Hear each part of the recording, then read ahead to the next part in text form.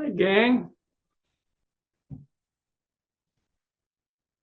So we're at the final class for softening, and tonight is your final exam. You get to see how you do on the final exam. You don't have to turn it in, but you do have to notice. And so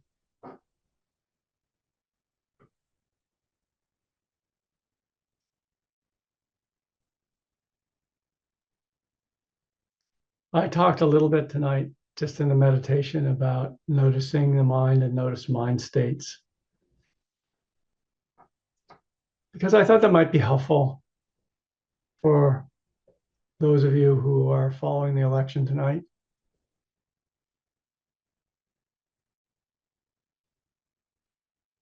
You know, when the things get tough, you practice. It's like a mindfulness bell. And so it's kind of funny, but oftentimes when things get difficult, we forget all about our mindfulness training. We just be reactive, we just get reactive. So my invitation for tonight, it's not homework, because it's the end of the class. I can't give her homework. The invitation is to stay present and to notice what's going on inside you. And that's really all you have to do. If you're feeling anxious, then be anxious mindfully. Actually, just notice that. And in the mindfulness, be compassionate. There's a way of noticing that is just kind of neutral. Oh, this is happening. I'm anxious. And it really subtly becomes not neutral. It becomes almost like, oh, it's bad. I don't like it. So it very quickly kind of gets married to aversion. So it takes a little bit, I think, of extra attention, extra mindfulness to walk that back a little bit, so that, okay, anxiety, this is anxiety, or this is excitement. It's a great laboratory for noticing getting what one wants and getting what one doesn't want, or not knowing. All these sorts of human experiences are on the menu tonight. And the invitation is just to stay present and soften to the extent that's possible, And so the softening is kind of that second layer, because sometimes the first layer isn't very workable. You have to go to the second layer. So, I'm using anxiety just because I suspect that's a common experience. So you don't necessarily choose that to come up. It just comes up, out of our reactivity, out of our habits. It just sort of comes up. There's a second thing, which is, how do you relate to it? What meets that inside of yourself? So meet it with attention, so that you notice, yes, this is happening. But let that be soft. Let it be soft, with that kind of, honey, kind of feel to it. Oh, honey, you're anxious. So that you just meet it that way. And one of the phrases I really like that comes right out of the Buddhist suttas is, this is suffering. Just that simple description. It's so much more effective. And please notice that it's different than saying, I'm suffering.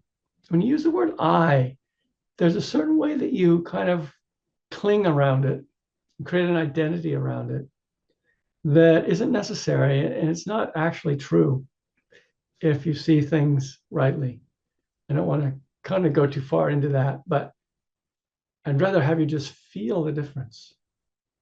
If you just notice, this is suffering. And the mind will want to take you on wild rides. Something happens, mind's going on this wild ride of, oh, that's awful, or oh, that's great, and it's kind of doing this whole thing. Come back home. Just come back home. Okay, this is the experience. This is suffering.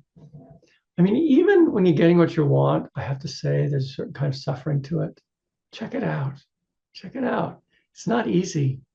It's not quite so easy. When there's a lot riding on something and you're getting it, it's turning out the way you want.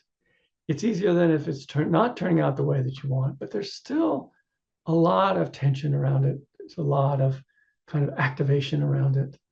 There's not peace. So that can be a really helpful phrase. This is suffering. This is tension. This is dukkha. This is stress.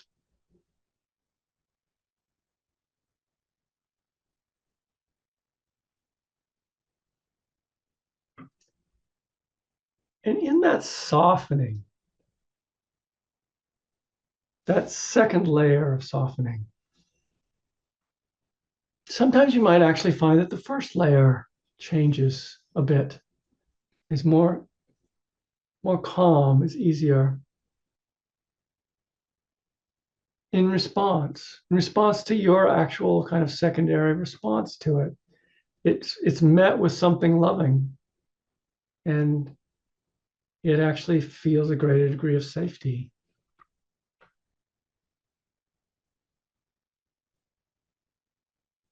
I'm not suggesting you do that in order to get the anxiety to go away. That's actually a form of aversion, when you try to do this softening thing out here in order to get rid of this. When you want to get rid of something, that's aversion. That is pushing it away.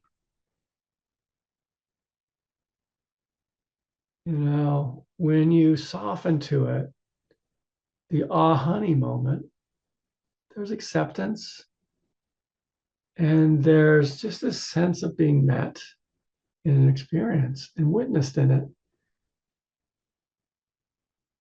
So human.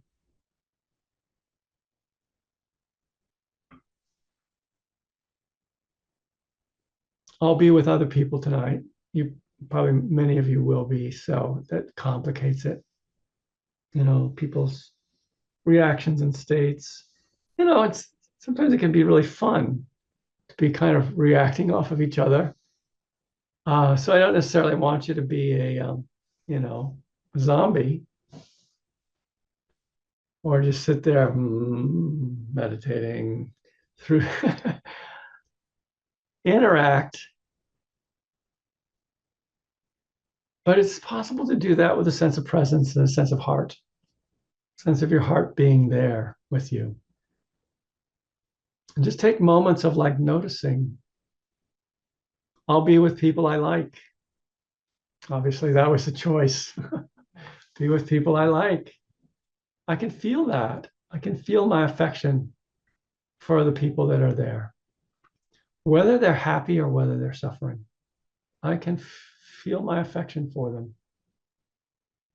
I can bless their goodness. Regardless of what happens tonight, you can bless the goodness of many people.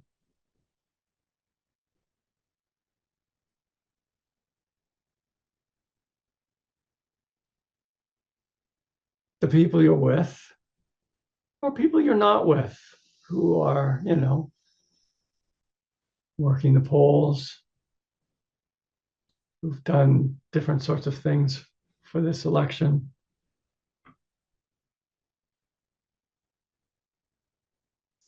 And the thing that I want to do a little bit now is just lead you in some loving kindness, which is a more formal way to do what I've been talking about for the last 15 minutes, really.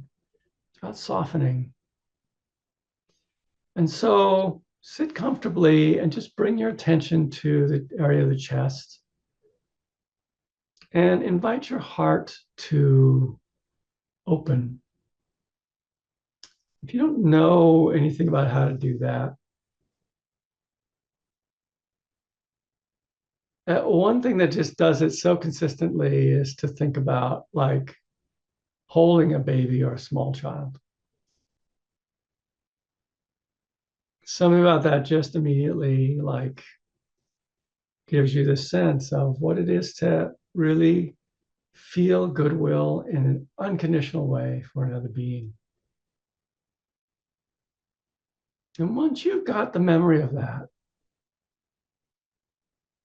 just feel a little bit what it's like to radiate that. What if you could fill the whole space of the room you're in with the radiance of your heart? Try it. For me, it really works if you don't think of the heart just in the front of the body, but think in the back too. It's not just the front, it's the back. So somewhere in the back, you're also kind of sending an energy out into the space.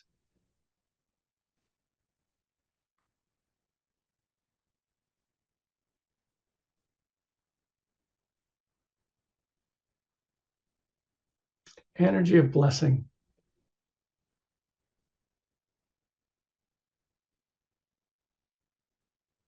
You can do with this with the breath. We've been practicing mindfulness of breathing. So feel yourself breathing and just radiating from your heart. And if you're not feeling it, it's okay. You can just imagine it. Just imagine that there are like little rays that come out of your heart and they are filling the room with light. Picture it. Even if you feel like your heart is just a stone tonight, it's okay.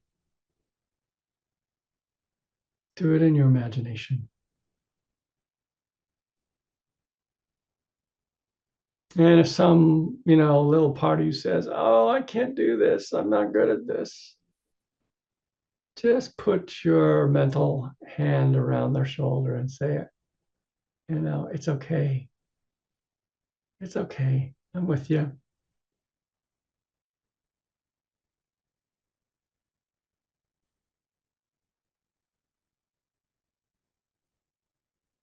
So first, kind of as you're radiating, I'd like you to let that radiation go to your body, all the different parts of your body that work so hard today and every day, keep you alive, to metabolize that food you gave it, whether it was good food or it was kind of like junk food, took it all, it's trying to metabolize it. Be grateful. Just send your body this kind of blessing. Your heart's working so hard, that muscle of the heart is pumping from the moment before you're born, even right up until you die. Working so hard. And the brain, goodness, all those neurons trying to figure this crazy thing out. So let that radiance go to them. And as we're talking about the brain, we also mean the mind, which is kind of like the brain on the inside, what we actually experience as consciousness. Just sending the radiance of our open heart to our minds, just as they are. I don't know if you're like me, but there's a lot of grumpiness in there. There's a lot of worry.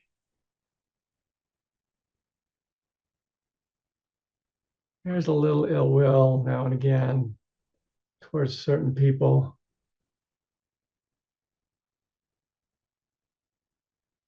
It's not all a party. Just, your mind is doing its best to protect you, even when it's unwise, and even when its habits are unwise. You can still Love it.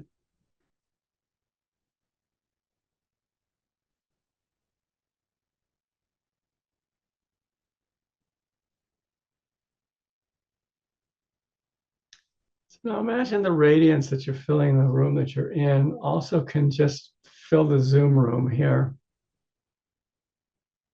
No, we're all divided into little Hollywood squares like things. All of these are human beings who have come together. Really bow to each person's goodness. There's lots of goodness in each of you, or you wouldn't be here. You wouldn't be doing this. Recognize that.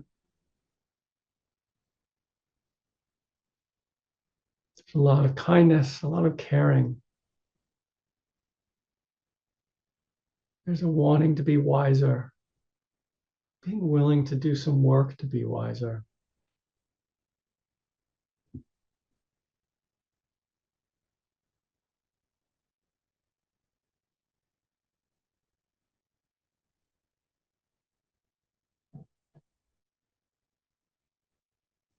There may be some characters in this class that you like better than others, but in a certain way, it doesn't matter. Everybody here is a precious human being. Just let that radiate from you right now. It includes everyone.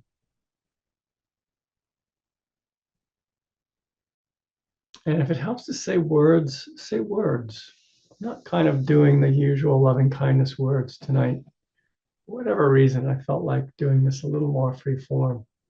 Sometimes there are words that just express this radiance. I bless you all. What comes to me right now? What comes to you?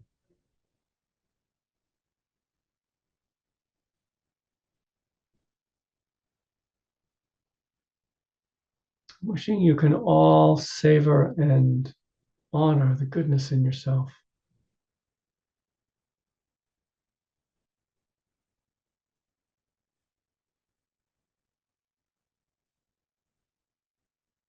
And let that radiance just keep going. Who else is with you in the house? Not here. Include them.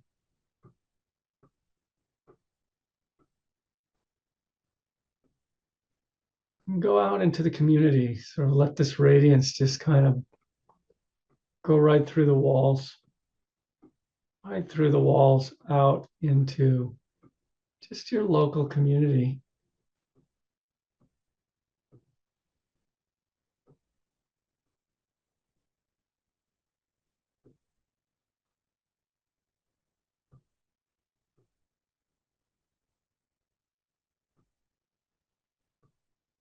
Let there be a tender appreciation for the characters who make up your neighborhood.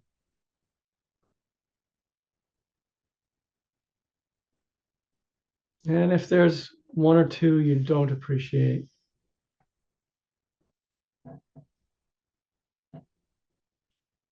see if you can soften towards them.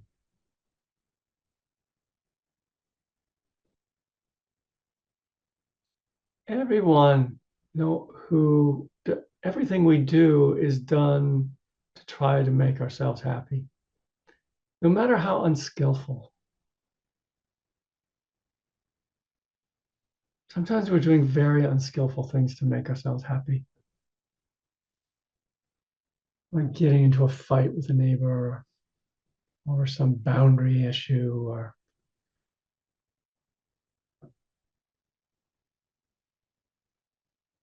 perhaps we've got an addiction going. Perhaps we're alienated from someone we even live with.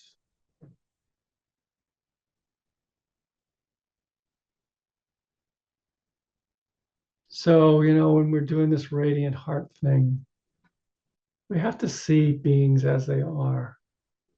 It's not just idealizing people.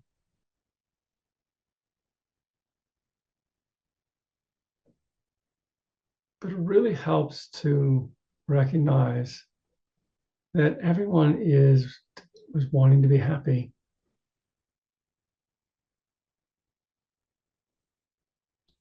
They might be doing it in a really unwise way.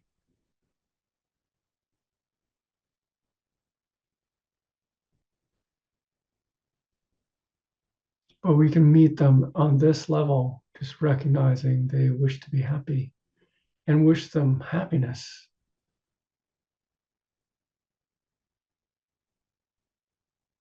And when you're wishing someone happiness, it can only come through skillfulness. So you're kind of wishing them skillfulness at the same time.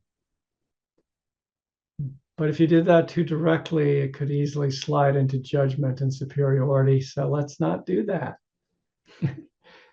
Just wish people happiness.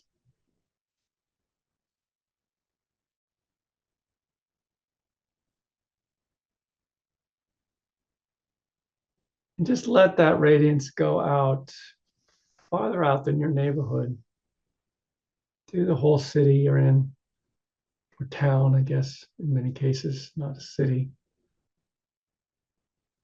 the whole county, the whole state.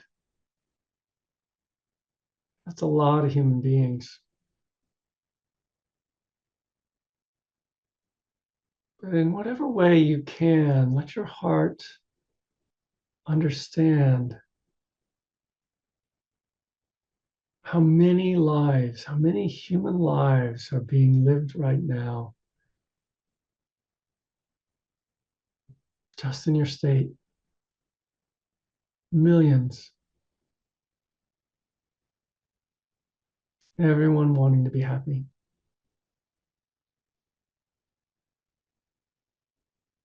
Everyone having ideas about what that happiness is, some of which are skillful, some are not very skillful. Just let your heart be big enough to grasp that without judgment, without aversion.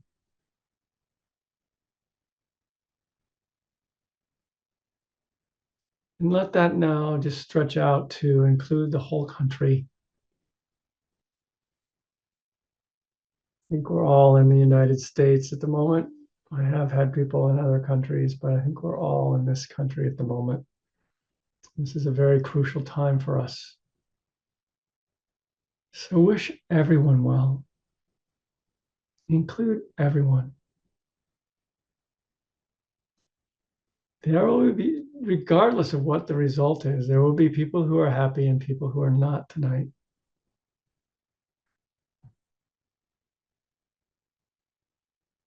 Maybe nobody's going to know until later this week.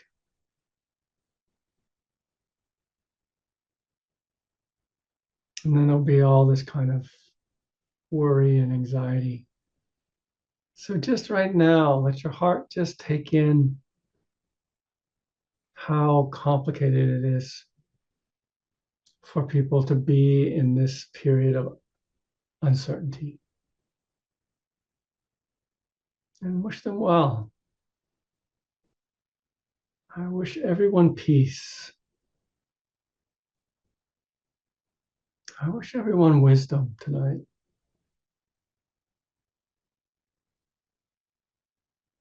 I hope they voted with wisdom, but at this point, I'm now wishing that they receive the results with wisdom.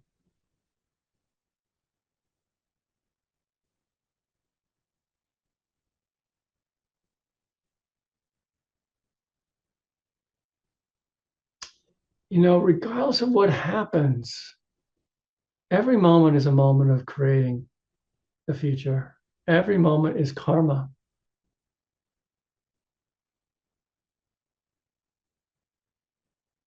So when you meet a moment skillfully, you've created a force for good that will follow you into the future.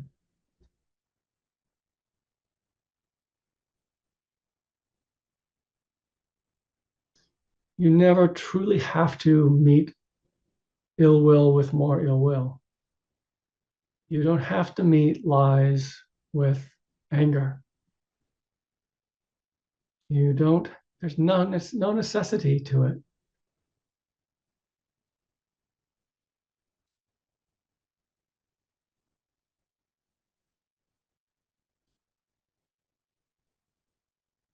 Whatever goodness might look like. And sometimes goodness can be quite stern. Sometimes goodness can be quite fierce.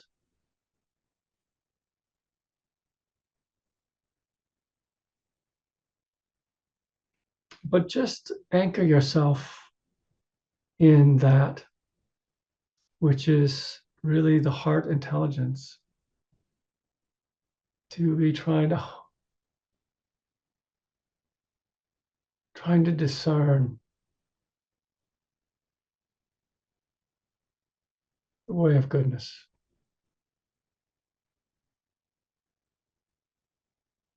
And let this radiance just go out to other countries. They're anxious today too. A lot is riding on this for a lot of people all over the world.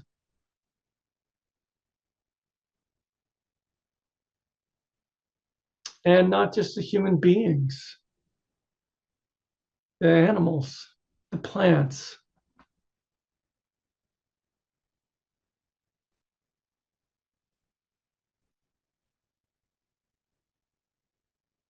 And out into the universe in all directions. Just let this, imagine this radiance can go even to beings that we have no idea of living in other places in this cosmos, on this level of existence and other levels of existence.